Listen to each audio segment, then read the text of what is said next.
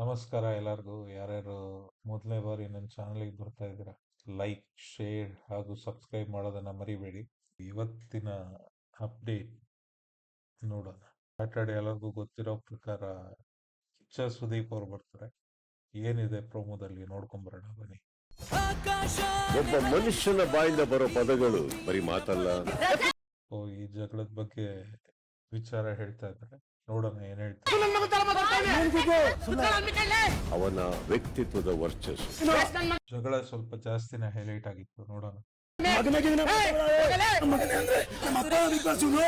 ಒಂದು ಮಾತು ಗೆಲುವಿನ ಪಟ್ಟಾನು ಜಾಸ್ತಿ ಫೈಟ್ ಆಗಿದೆ. ಒಂದು ಮಾತು ಗೆಲುವಿನ ಪಟ್ಟಾನು ಏರಿಸುತ್ತೆ. ಒಂದು ಮಾತು ಸೋಲಿನ ದಾರಿನೂ ಹಿಡಿಸುತ್ತೆ.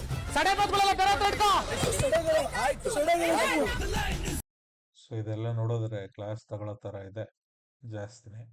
ಮೇ ಬಿ ರಜತ್ಗೆ ನೋಡೋಣ ಇವತ್ತಿನ ಅಪ್ಡೇಟ್ ಏನಿರುತ್ತೆ ಅಂತ. ಈ ಜಗಳದ ಬಗ್ಗೆ ಎಲ್ಲರೂ ನೋಡಿದ್ರಲ್ವ, ಇವತ್ತಿನ ಎಪಿಸೋಡಲ್ಲಿ ಏನೇನಾಗ್ಬೋದು ನೋಡೋಣ.